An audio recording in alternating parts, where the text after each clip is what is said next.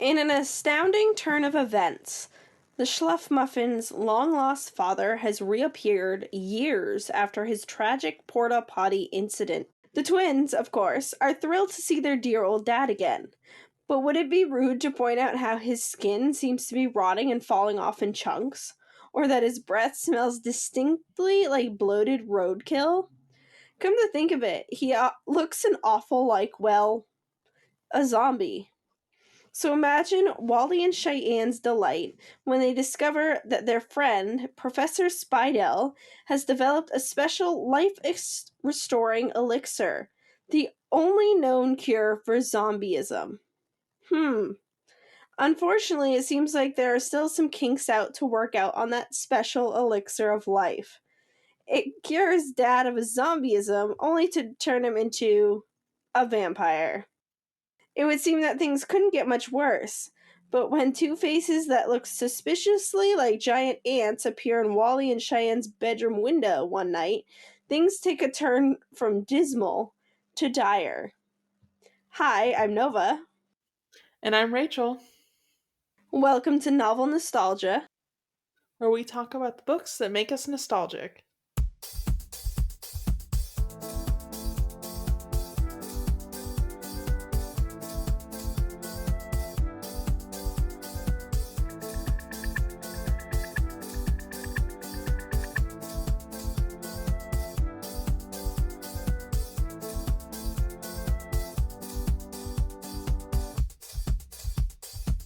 I find it funny how much of the story they reveal in the summary, and I'm like, Yeah, that's why I don't read summaries.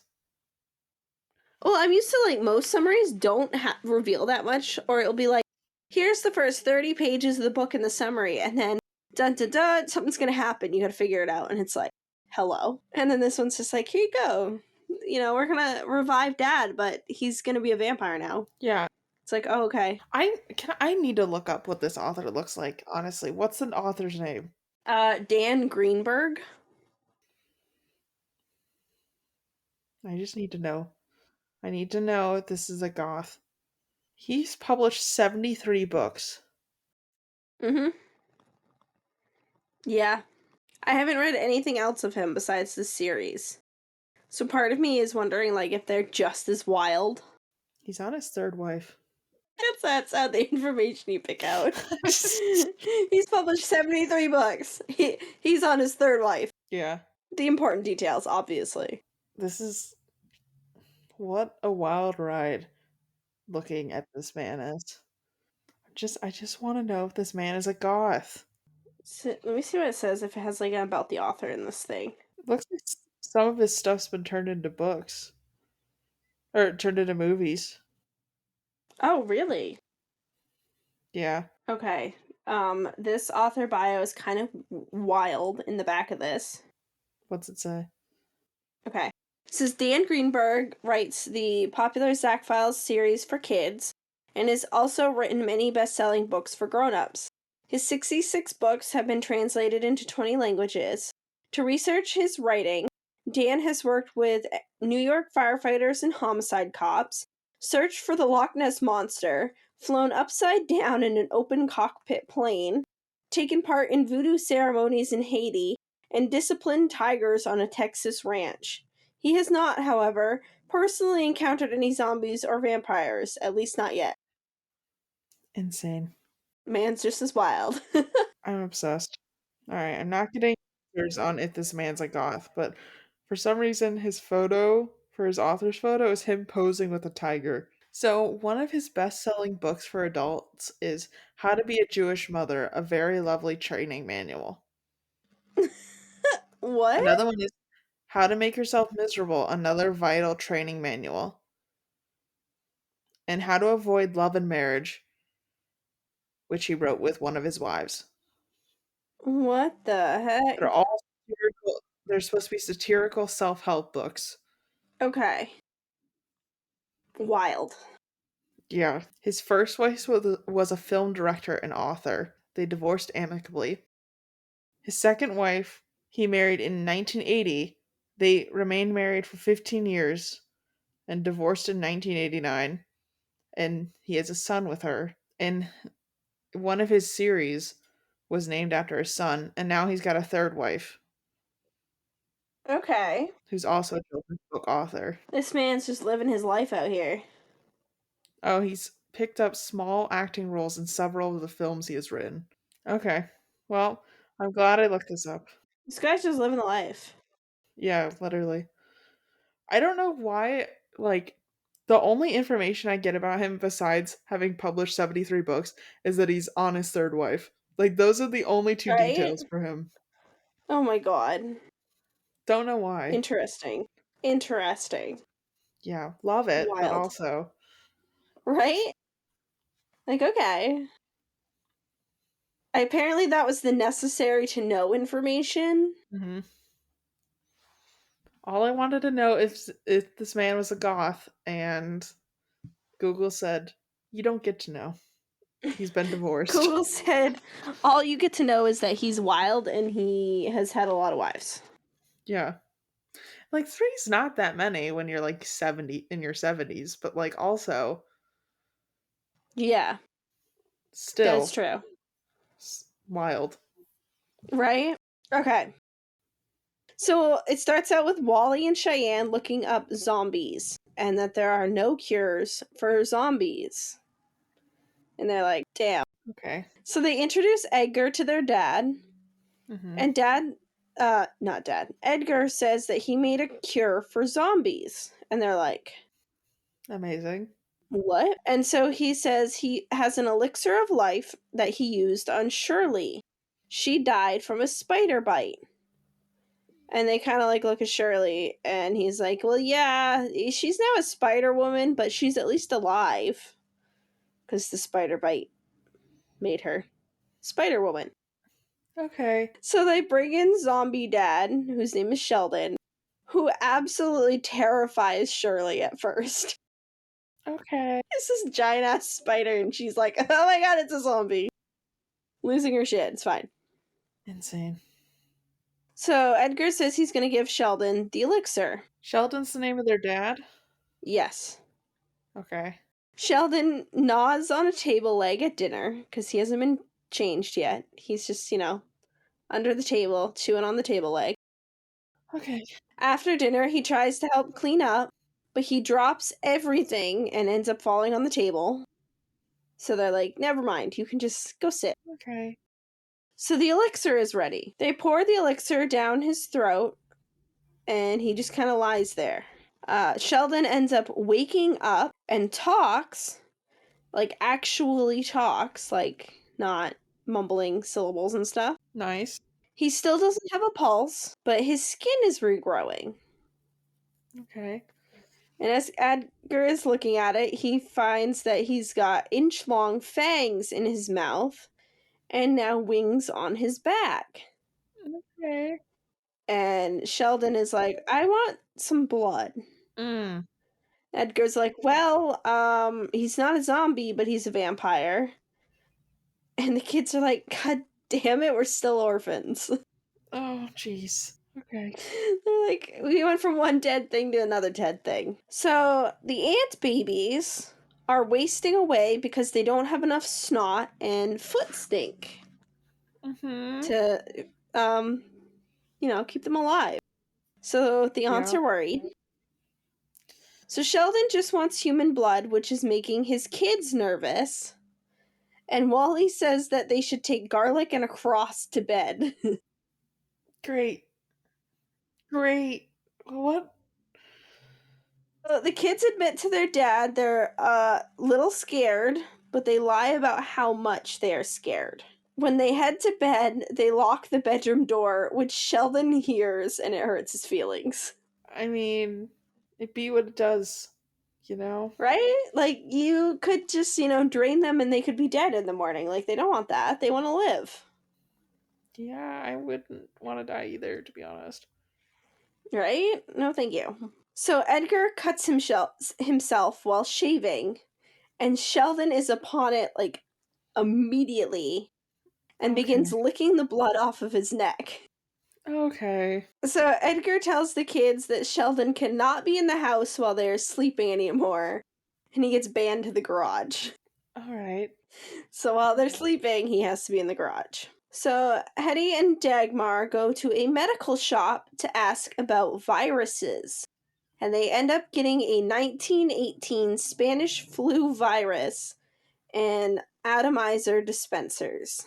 They're going to make the city sick to get snot.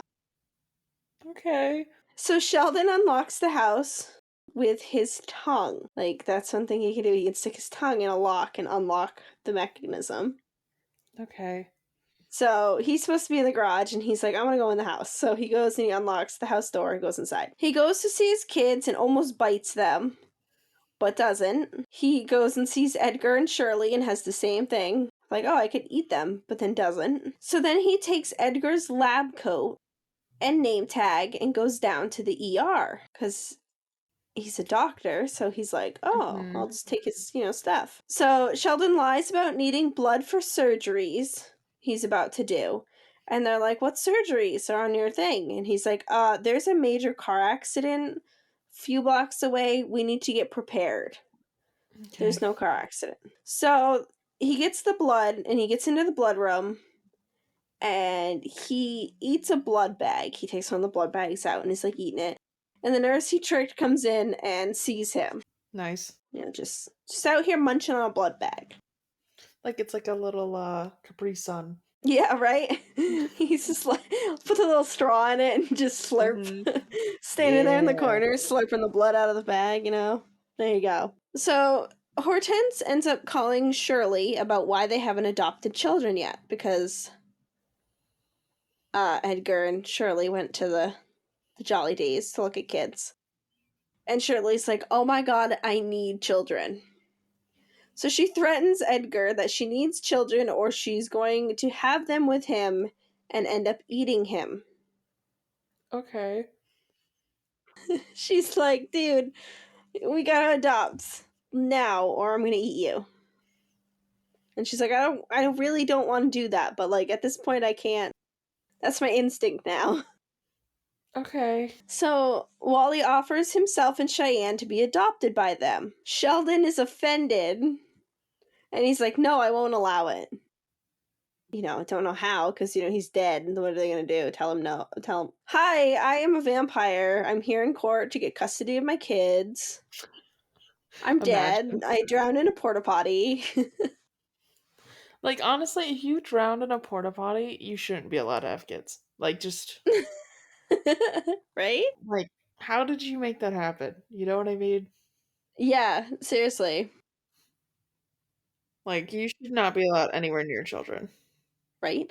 I could see an outhouse because some of those have big ass holes that are in the ground that, if you fall in, like, you're not reaching the seat. Like, it's that deep. Yeah. A porta potty is like, Stand up, you know? yeah. Insane. Right? Like, okay. So he tells the kids have to tell him they love the Spidels more than him. And they're like, they obviously don't, but they're like, we need to be adopted and he's dead. So they decide to tell him that they love the Spidels more to be able to have the Spidels adopt them, but also to save Edgar. Mm-hmm. And Sheldon is like, no. He's like, oh, I'm hurt. And he's like, okay. Wally and Cheyenne in the middle of the night wake up feeling weird. Wally gets up and goes to the window. The Mandible sisters are on the other side. Dagmar opens the window, and Wally slams it back down on her hand. So Shirley asks why they don't go to the police, and the kids are like, we tried, they didn't believe us. Mm-hmm. So Shirley suggests they go to the FBI. Okay. Smart move. Casual. So they go and see Agent Tom Cromwell. Good names. He believes them only after talking to Edgar, because he was talking to the kids. He's like, you guys are just fooling me. And then Edgar's like, no, like, there's a problem here. Bro. And so he's like, okay, we'll send an agent out there to go investigate your claim about them being ants trying to, rule the universe. Mm-hmm. Agent Steve McCobb goes to Dripping Fang. He finds the police car that's covered by vines and is like, okay, something happened here. Because the police car is, wrapped in vines now. Mm-hmm. So he goes and he talks to Hetty and tells her about the report. And she just starts laughing. She's like, seriously, like, really? Dagmar comes in and Hetty's like, oh my god, you won't believe what this guy just told me. Like, this is what some kids told him, that we're gonna, like, take over the universe. And Dagmar starts laughing. So they're just like, oh, this is funny. And so they say the kids are relatives who play tricks on them. And the agent's like, oh, yeah, like, it's fine. It's funny. He's like, all right, well, it's all good. And he starts to go to leave. And then something is like, no. So he goes, can I check out the cellar? And they're like, oh, yeah, sure. So they take him down to the cellar and they end up killing him. Oh my god. But Amazing. before they took him into the cellar, he called back and said it was a false alarm to the other guy. So Moron. Cromwell is like, it's fine. He said it's a false alarm. You guys can go home. And they're like, great. So Wally and Cheyenne get back into a cab and they realize that they're in the cab with Hetty and Dagmar. How'd they get there so fast? So they're like, we need to get out of here. We need to find a scheme to, like, we gotta escape. And so the cab, they're like, can we go to the gas station? Like, we really gotta use the bathroom. And the cab driver is like, yeah, sure, I guess. That's fine, kind of thing. Well, you can go. So they each go into their separate bathroom, and the aunts are, like, waiting outside the bathroom doors. So Wally manages to escape through his window, and he helps Cheyenne get out of her window. And they escape into a cornfield. Nice. And that's book 3. Insane. Absolutely insane. Like, it's crazy. All of them are so crazy. I love this. Like, oh, Dad was a zombie, now he's a vampire. We're gonna tell Dad we don't love him so that our lovely spider friend doesn't kill her husband, because we love both of them and we don't want them to die. Just the wildest ever. And I'm having such a great time. I feel like every time, like, every book just makes it wilder and wilder. Yeah, some good fall energies going on right now. Right? It's amazing. These ones, the covers of these ones, like, match the fall vibe too, like, Oh, nice and red. And then the perfect. next one we're about to do is all orange. Love. Nailing it. So the fourth one is Fall of the House of Mandible. Nice. I wonder what's gonna happen. So things have gotten pretty hopeless for the Schluffmuffin family. The treacherous Mandible sisters, aka the aunts, have kidnapped Cheyenne again, and it's up to Wally to rescue her. And not only is their adoring dad a vampire, but lately he's taken up all sorts of offensive and unsavory activities like volunteering at a bloodmobile and licking strangers' bleeding wounds on buses. Gross. Throw in 36 grubby orphans singing show tunes, some deadly chatty wolves, and a bizarre plot to overthrow the human race with a flu virus sprayed out of perfume bottles, and things in Dripping Fang Forest couldn't get much more surreal. But when Wally comes up with a brilliant SWAT team style commando plan to get Cheyenne back, the aunts just may be defeated once and for all. And in parentheses, it goes, yeah, right. Imagine reading this for the first time after COVID. Oh my god, right? Massive virus spread out everywhere with perfume bottles. Too close to home. Right? Oh my god. So much so. Hetty and Dagmar are furious that the kids have gotten away. again. They want to go to an airport to go. Wait, what? They want to go to an airport to go get a pilot who can bring them up to look over the cornfield. The cab driver denies them because he's been driving all over. But Dagmar shows him her face and says that he can drive or she will eat his eyes and brains. And he's like, I guess I'm driving. Yep. All I'm saying is, would you not find like a helicopter? I feel like that would be a little bit better than like a traditional pilot type of situation. You can get a little lower. I I feel like feel that's better like, than a real plane. yeah. I feel like if you're like, unless you know people with a helicopter, it's harder to find. Whereas like a lot of small airports have people doing commercial like flights all the time. Yeah. Of like you just come and you can do a scenic flight. I don't know. I guess it's just because I'm near so many hospitals Hmm. that we have like helicopters would not be inaccessible to me. Yeah. Cause I think I know one person who might have a helicopter, and then it's like the Forest Service, it's Life Flight, and then it's like the border. Yeah. And so, like, yeah, you could kind of be like, hey, let me borrow that. But, like, it's a lot harder to get them for their resources versus there's literally signs up around town that's like, hey, you want to go for a ride in a plane and see the sights? Like, call this number. Fair. Yeah. Like I literally know someone who has a plane. Yeah, Like it's a small plane. But like, they're a lot more common. yeah. I just feel like a helicopter would make more sense in this situation. Oh, it would, 100%.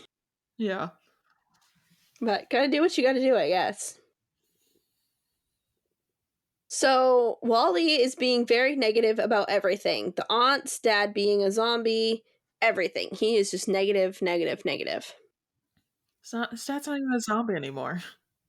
I know, right? He's still like, but Cheyenne tries to turn them all positive. Like everything he's saying, she's twisting and turning back positive. And he's like, how? How can you be positive about any of this? So she gets him to say that being in a cornfield isn't too bad because at least if they get hungry, they have corn. I guess. Yeah. I'm like, okay, I mean, you're not wrong there. You could be back in the swamp. There's a lot worse places than a cornfield.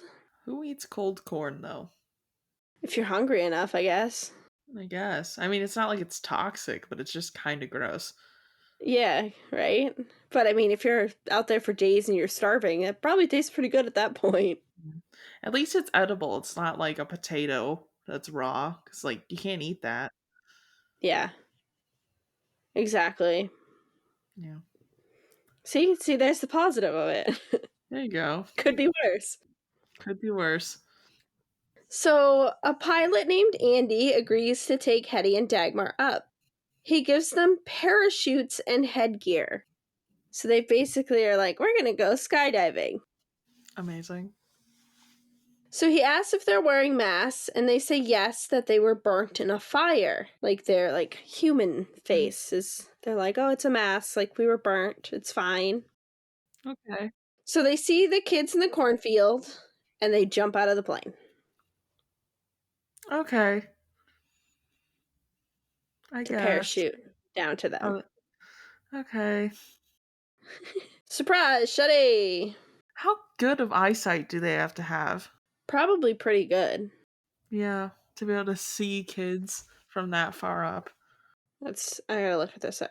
How good is ants? Mhm. Eyesight. So they probably shouldn't be able to see them because this says the majority of ants have an eyesight about 1 to 2 feet. Okay, so they should have done the helicopter. I don't know like what the math would be if it like you scale them up from like this big to like 6 feet tall kind of thing, if that would make a difference in the eyesight. I don't know. But it feels like they shouldn't be able to see them. Definitely not. Hmm. Definitely not. Interesting. Okay. So the aunts end up landing right on Cheyenne and Wally, and the kids call for help, but no one is able to help. They get out to the road, and the aunts hypnotize a grandma so they can steal her car. What? Yeah. What? They're like, yep, they need a car, so they hypnotize this poor little lady to take a How did car. they how can they hypnotize an old lady? Just like, how people hypnotize people in like magic shows and stuff. Okay. Yeah, I'm not gonna question it. It's fine. They looked into their, big, weird looking eyes that can't Hmm. see more than a few feet in front of them. But they saw kids out of a plane. Okay. Sure. Sure. So Hortense gives the other orphans a sales pitch to make them adoptable. She decides that she's going to take them to the Spidell's house and puts them all on a bus and takes them out to Dripping Fang Okay. to sing the song about them being adoptable because she clearly wanted kids and now they're not coming for kids. So we're going to take them out there and be like, kids. Okay. Sure. So she's convinced them to sing a song to the Spider Lady Shirley. Wally and Cheyenne are stuck in the car with the mandibles, and Wally realizes they only have one chance to escape. Sheldon ends up volunteering for the American Red Cross. He gets complaints that he cannot find a vein. 19 complaints that he can't, get the needle in the vein properly. Hmm. So he gets fired from it. From a volunteer job, he gets fired. Okay. He's nailing it out here. He's doing so great. He's come back from the dead. He's just, It's insane. yep. Did no one train him? Apparently not. They were just like, here you go. And he's like, blood. He's just so like excited about the fact that there's blood that he just can't. I don't know. Like, I mean, it's not that hard to see the vein in most people's arms, you know? Mm-hmm. Yeah. Like, I'm not saying it's easy. Some it hides, and then they have like that like band that they like tighten real tight and like it Yeah. hurts. But then your vein is like, hello, I'm here. I'm not saying it's easy. I'm just saying I feel like with a little training, he could figure it out. Right? He could do it. It'd be great. Literally. So Wally and Cheyenne try to escape, but Cheyenne is caught and brought into the house, and Wally promises to set her free. So Wally's still free, Cheyenne's trapped with the mandibles. Sheldon takes a bus back home, and while he is on the bus, his seat passenger, like the person next to him, Mm-hmm. gets a bloody nose. Mm. He's like, He licks the lady's nose and then leaves via the emergency exit because he's embarrassed. He's like, oh god. oh, okay. Who let the fresh vampire out into the world? Right? Someone should have locked him up a little better, but he did unlock things with his tongue in the last one, so Also, is the sun not a problem for him then? I don't think so. Oh, good vibe. Love that Right? energy. So Cheyenne is brought to her room in the Mandible House, Mm-hmm. and Hetty hypnotizes Cheyenne and brings her to the cellar. Cheyenne gets too close, and a baby bites her thumb, but because she's hypnotized, she doesn't feel it. Oh. Interesting. So Hetty tells Dagmar that Cheyenne would be better for them alive. And Dagmar's like, how? And Hetty believes that Cheyenne can help them convince humans of the ant takeover. Okay. Yeah. So Edgar tells Shirley he's sure that the kids lied to their dad to protect him. And Shirley says that they have to tell Sheldon the truth, that they were just, protecting Edgar. Mm-hmm. So Wally circles the aunt's house trying to come up with a plan. He decides to go back to the Spidels and get help before doing anything else. Good plan. At this time, the bus of orphans arrives at the forest. And the giant slug is about having a field day because there's 36 orphans in the forest. Insane. So they end up getting lost. They eventually find the Spidels and invite themselves into the house. Shirley is instructed to go get water for all of the children, and Edgar appears. The children sing songs for both Shirley and Edgar. Hortense gets the orphans to do a little emotional speech to try and get the Spidels to adopt them. Shirley says they need some time to, decide. Mm-hmm. And Wally comes running in and says that the aunts have Cheyenne. So Shirley and Edgar say that they will go to help, and the orphans and Hortense decide that they also want to help. Sheldon comes home, and the orphans are, ecstatic that they've seen a vampire now. They're like, oh my god, it's a vampire. Okay. So they go through the forest in the dark, and they run into the wolves, and Wally acts like they're friends. And he tries to convince the wolves to help, but the wolves are all, we're vicious predators. And so Wally growls at them, and they're like, bye. Insane. So much for vicious. I love this. So they see the slug and try to convince him to also help, but the slug is not interested in helping the girl that assaulted him. He's Fair. like, no. I wouldn't be either. Right? No thanks. Yeah, I don't know. I don't know about that one. She hurt me. No, she can suffer. So they get to the house, and Wally is in charge, and he comes up with a plan of attack. The front door is locked, so Vampire Dad unlocks it with his tongue. Ew. Nobody is home. Okay. Eddie, Dagmar, and Cheyenne are at a department store giving out free perfume samples, Okay. which is actually the virus. Okay. Yeah. So they get kicked out and just start spraying the air around people outside instead. Okay. I don't know what else to say here. Right? Like, they're just like, we're gonna spread the virus. It's fine. Here you go. Free perfume sample. Do you want to try on this new perfume? It's great. Coughing and sneezing comes free. Oh my gosh. So they all head home, and Wally and the others quickly make a new plan. He calls out to Cheyenne. Cheyenne doesn't seem to care, and she's like, but I had plans with Hetty. What? Like, oh, yeah. she's hypnotized. I was like, what? So the lights come on, and Edgar throws acid at the aunts. Shirley rears up in a spider fighting position, which terrifies them. And I'm like, yep. The ones the size, your hand, they do it. And I'm like, I'm out. I can't imagine one the size of a person doing it. I'd be like, I'm done. Ugh, this is making my skin crawl. They head to the cellar where the orphans chuck things at the aunts. The machines and larvae are all knocked over. Woo! Hetty and Dagmar are knocked unconscious, and the larva begins eating them. Oh. Such loyalty. Yeah, okay.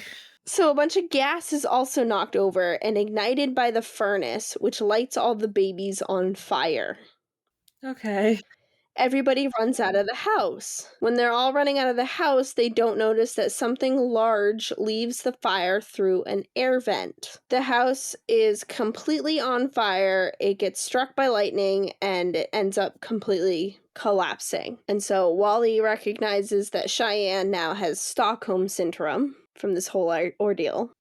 Okay. Yeah. And so then a 90-foot-long monster lies 50 feet below the ground. It is the Aunt Queen. Heidi brings Hetty brings news that Dagmar is dead. The house has fallen and burnt, and the twins have escaped.